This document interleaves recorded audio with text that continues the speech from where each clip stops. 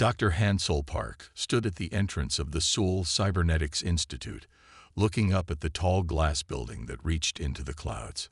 His hands were sweating as he held his ID card.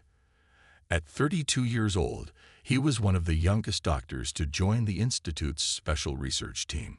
The security guard smiled and waved him through the gate.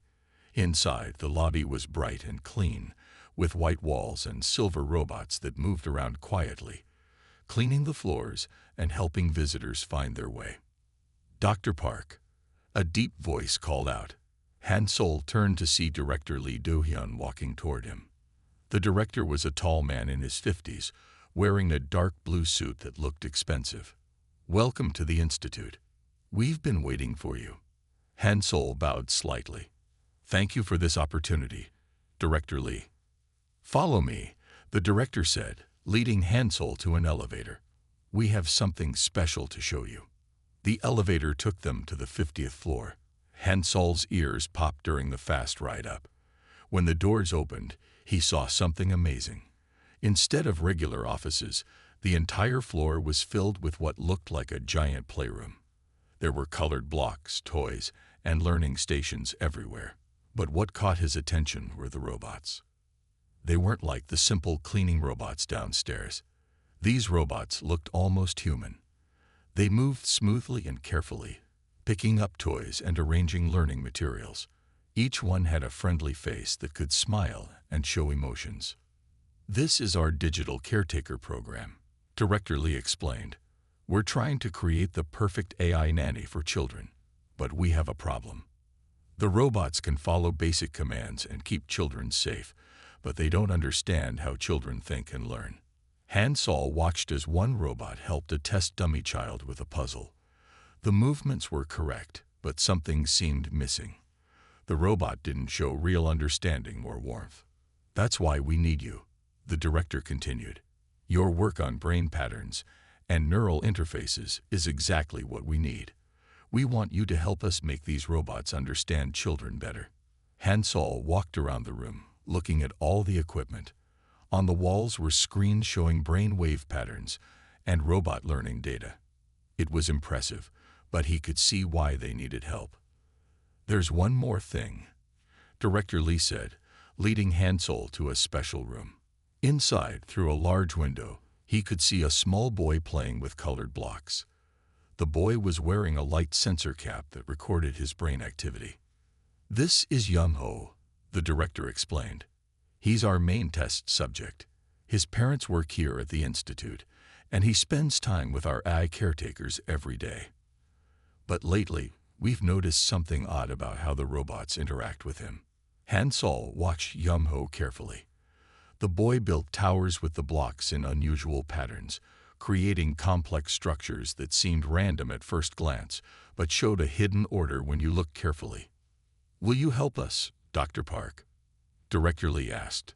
"We need someone who understands both the human brain and computer systems. Someone who can help us bridge the gap between human thought and artificial intelligence." Hansol looked at Yum-ho again, then at the robots, and finally at all the complex equipment around them. This was more than just a job.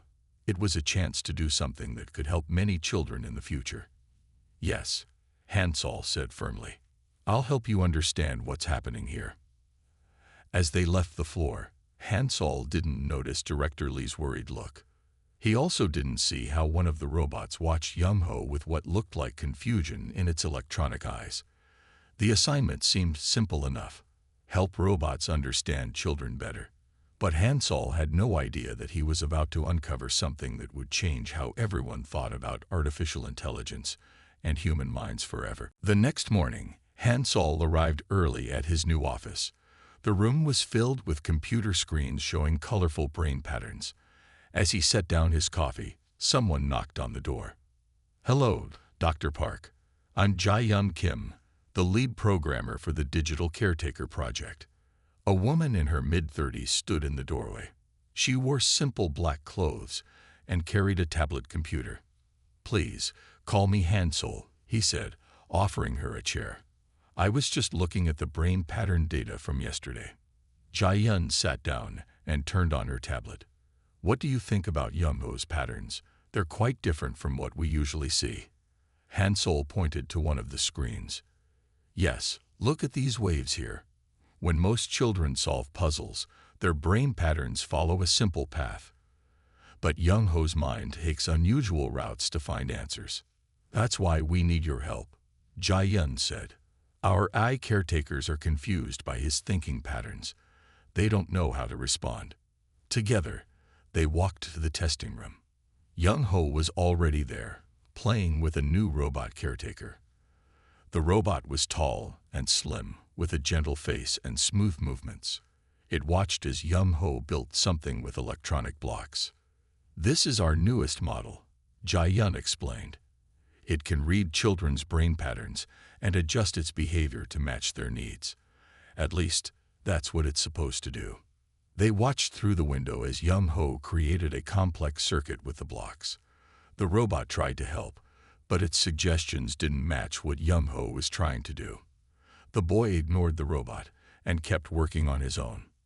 See the problem? Jia-yun asked. The AI thinks Young-ho is making mistakes because his approach is different. It keeps trying to correct him, even though his solutions work perfectly. Hansol nodded. We need to teach the AI that there's more than one way to solve a problem. Can you show me how the neural interface works?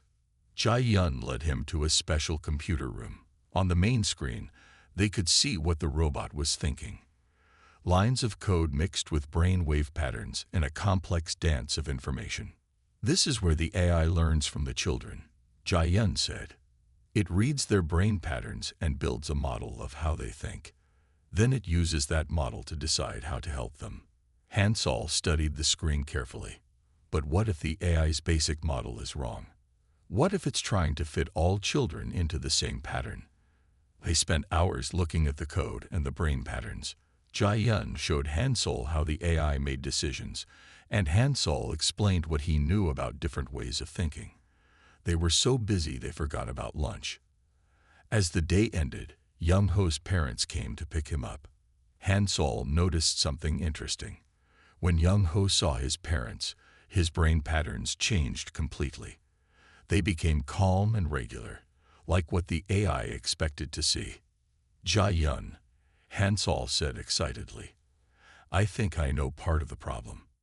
The AI only understands one kind of normal thinking, but human minds are much more flexible. Young-ho thinks differently when he's solving problems than when he's with his parents. Jia-yun's eyes lit up. So we need to teach the AI that different patterns can all be normal. Exactly, Hansol said. But first, we need to understand exactly how the AI is misreading Young-ho's patterns. Can you help me set up some special tests?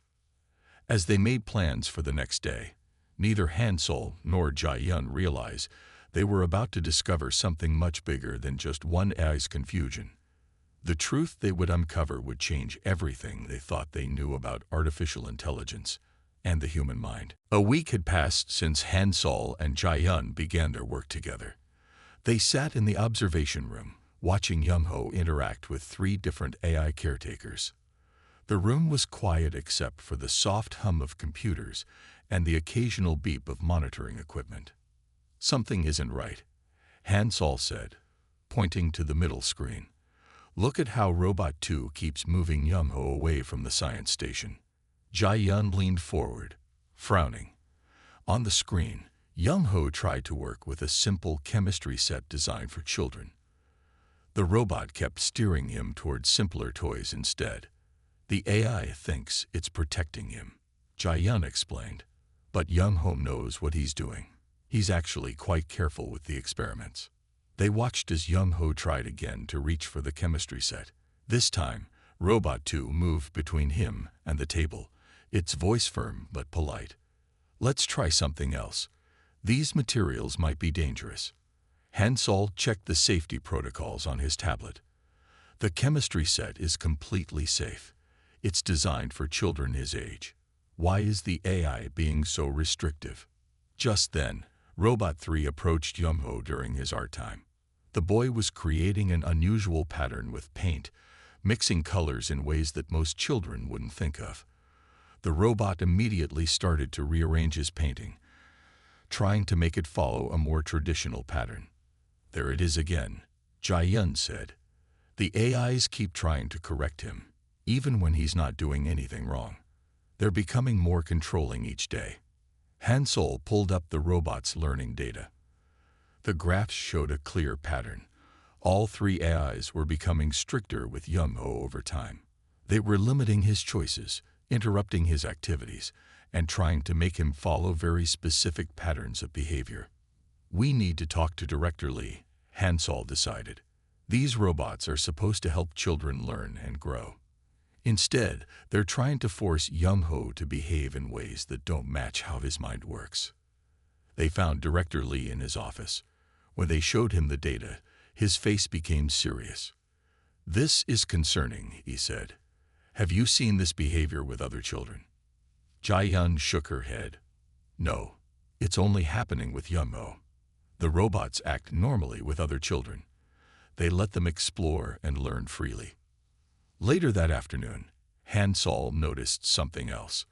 When Young-ho solved math problems, he used unusual methods, but his answers were always correct. The robots, however, marked his work as wrong because he didn't follow the standard steps they were programmed to teach. "Jai-yun," Han-sol called out. "I think I see a pattern in the AI's behavior.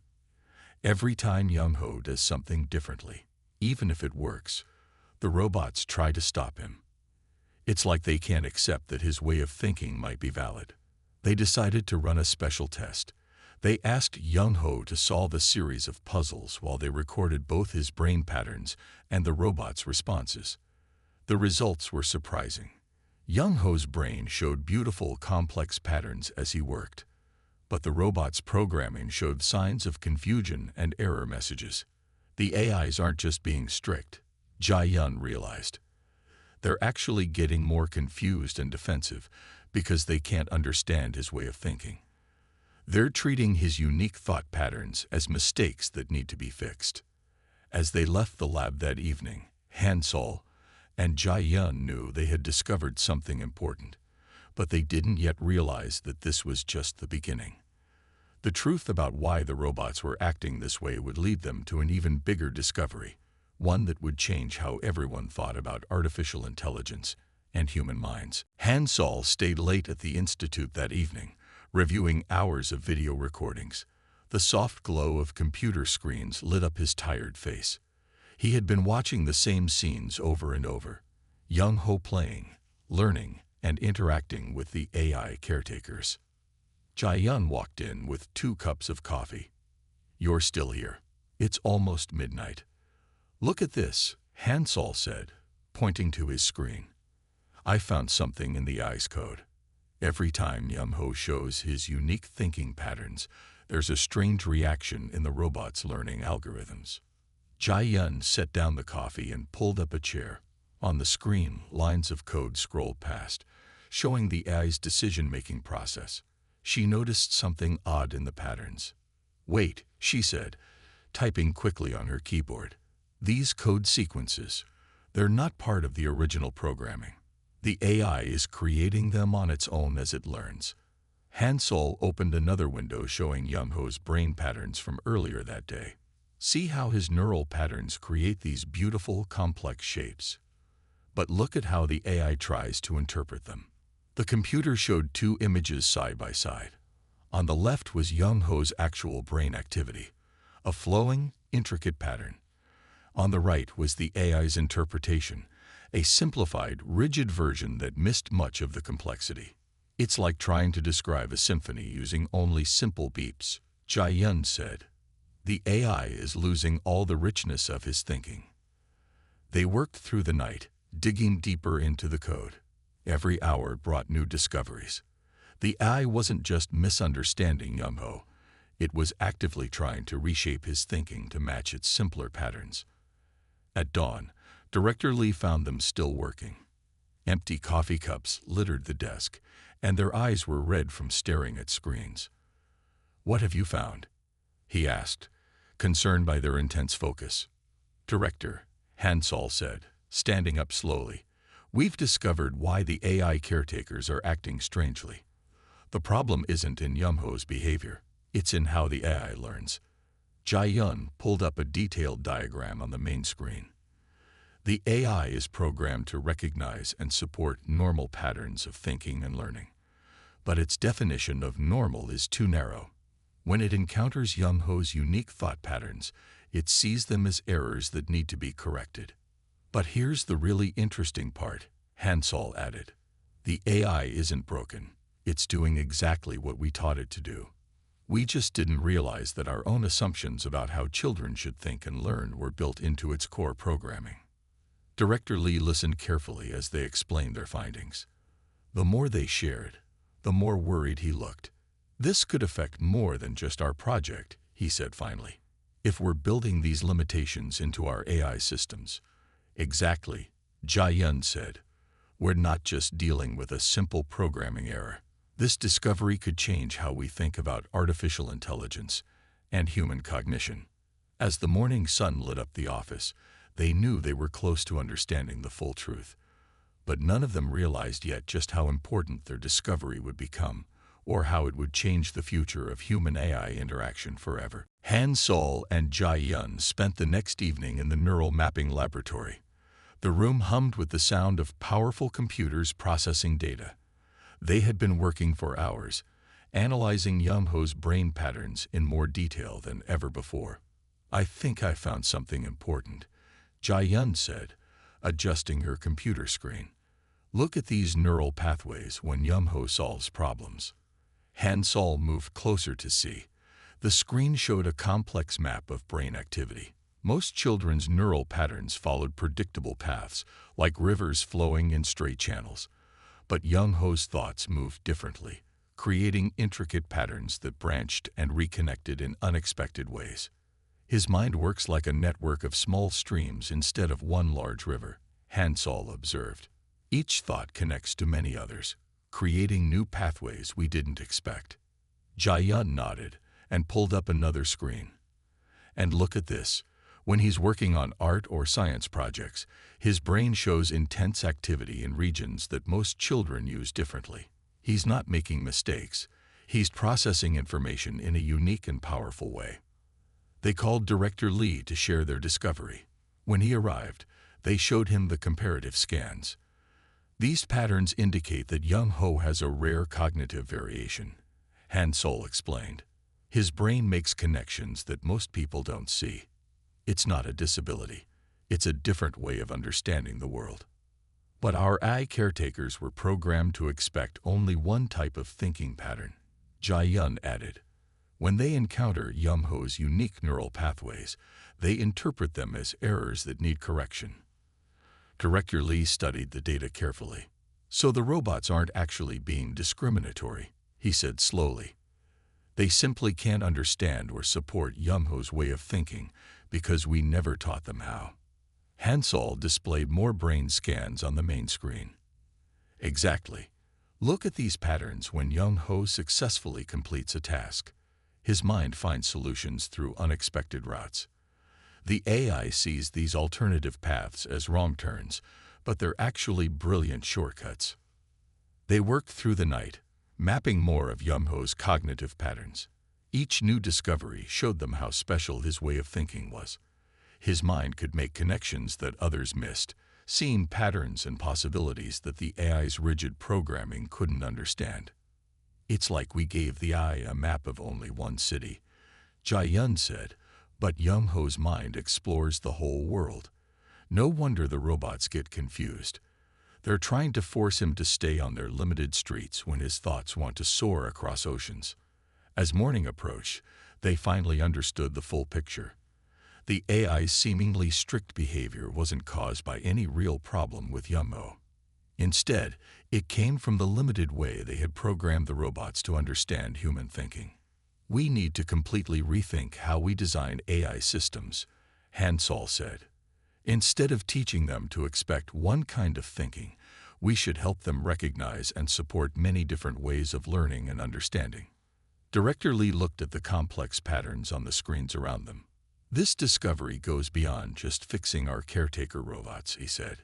It could change how we think about artificial intelligence and human cognition forever. As the sun rose over Seoul, casting long shadows through the laboratory windows, they knew they had uncovered something revolutionary. But implementing these changes would require more than just reprogramming robots. It would mean reimagining the relationship between artificial and human intelligence. The next morning, Han Sol and Jae-yun presented their findings to the full research team. The conference room was packed with scientists, programmers, and project leaders. Director Lee sat at the head of the table, his expression serious. "What we discovered goes far beyond Young-ho's case," Han Sol began, showing the brain pattern displays on the large screen. "Our AI systems have been programmed with a fundamental flaw. They only recognize and support one way of thinking." Jae-yun stepped forward and changed the display to show the AI's learning patterns. "We built these systems to help children learn and grow. But we accidentally taught them to reject any thinking pattern that doesn't match their programming." The room was quiet as they explained their discovery. Through detailed graphs and simple examples, they showed how the AI caretakers had been unknowingly programmed to enforce a single type of cognitive development. "Look at this recording," Han Sol said, playing a video of Young-ho solving a complex puzzle.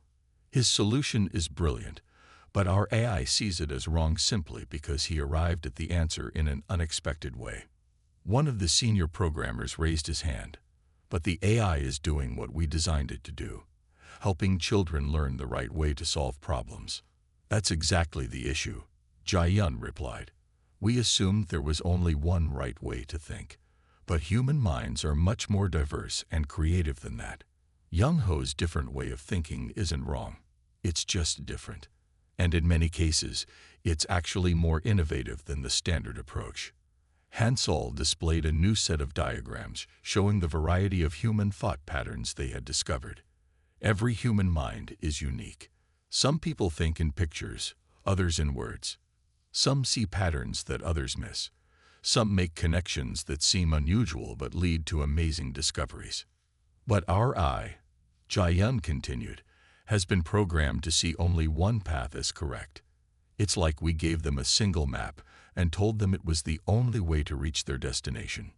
Director Lee stood up and addressed the team. "This revelation changes everything. We're not just talking about fixing a few robots. We're talking about completely rethinking how we develop artificial intelligence." The discussion continued for hours as the team explored the implications of their discovery.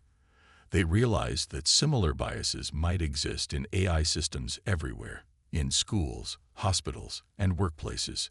"The solution isn't simple," Han Sol explained. "We need to rebuild our AI systems from the ground up. They need to learn to recognize and support many different ways of thinking, not just one." As the meeting ended, Jae-yun shared one final observation. "Young-ho helped us see something we had missed. His unique way of thinking revealed the limitations in our own understanding. He didn't need to be fixed. Our eye did." The team left the conference room with a new sense of purpose. What had started as an investigation into one child's experience with AI caretakers had revealed a truth about artificial intelligence itself. They hadn't just found a problem. They had discovered an opportunity to make AI systems truly inclusive and supportive of human diversity. Over the next few weeks, Han Sol and Jae-yun worked tirelessly to redesign the AI system. They transformed their small office into a command center, with computers running new code tests and screens displaying different thinking patterns. "The key is to teach the AI to appreciate differences, not fear them," Han Sol explained to Director Lee during their daily update. He pointed to a screen showing Young-ho's brain patterns alongside those of other children. "Each pattern is unique, like a fingerprint. Our new system needs to celebrate these differences." Jae-yun had already begun rewriting the core learning algorithms. Instead of forcing the AI to follow a single template, she created a flexible system that could adapt to each child's way of thinking. "Look at this," she said one morning, showing Han Sol her latest work. She ran a simulation where a virtual AI caretaker interacted with different learning styles. The new system didn't try to correct unusual thinking patterns. Instead, it adapted its teaching methods to match each child's natural way of learning. Young Ho became their primary consultant. They watched carefully as he interacted with their test versions of the new AI. Each time the system failed to understand his approach, they refined the programming. Each success taught them more about how to make the AI truly inclusive. "What do you think about this puzzle?" Hansol asked Young Ho one day, showing him a new learning game they had developed. The boy studied it carefully, then solved it in his unique way. This time, the AI responded differently. Instead of trying to correct him, it learned from his approach.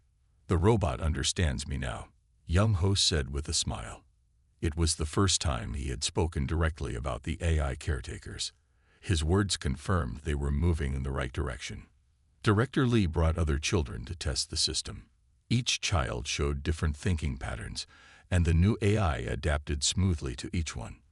It no longer tried to force everyone into the same mold, but instead celebrated each child's unique way of learning. "We're not just fixing a problem," Jae-yun told the development team during their weekly meeting. "We're creating a new kind of artificial intelligence, one that understands and supports human diversity." The breakthrough came when they introduced the concept of pattern appreciation into the AI's core programming. Instead of judging thinking patterns as right or wrong, the system learned to recognize the value in different approaches. "It's like teaching the AI to be a good friend," Hansol explained to his colleagues. "A good friend doesn't try to change you. They understand and support you as you are." Late one evening, as they watched their new system interact flawlessly with a group of children, including Young Ho, Jae-yun turned to Hansol with tears in her eyes. "We did it," she said softly. "We created something that doesn't just tolerate differences, it embraces them." The children played happily with the robots, each in their own way. Some built complex structures, others created unusual art, and some solved problems in unexpected ways. The AI caretakers supported each child's unique approach, offering help when needed but never trying to force them into a standard pattern. Director Lee watched from the observation room, nodding with satisfaction. What had started as a problem with one child had led to a revolution in artificial intelligence.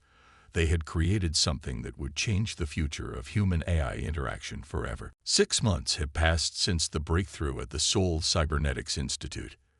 The morning sun streamed through the windows of the main research floor as Hansol and Jae-yun prepared for a special demonstration. Today, they would show their new AI system to education leaders from around the world. Director Lee welcomed the visitors into the observation room. Through the large windows, they could see children of all ages interacting with the new AI caretakers. Young Ho was there too, working confidently with one of the robots on an advanced science project. "What you're seeing is the future of education," Director Lee began.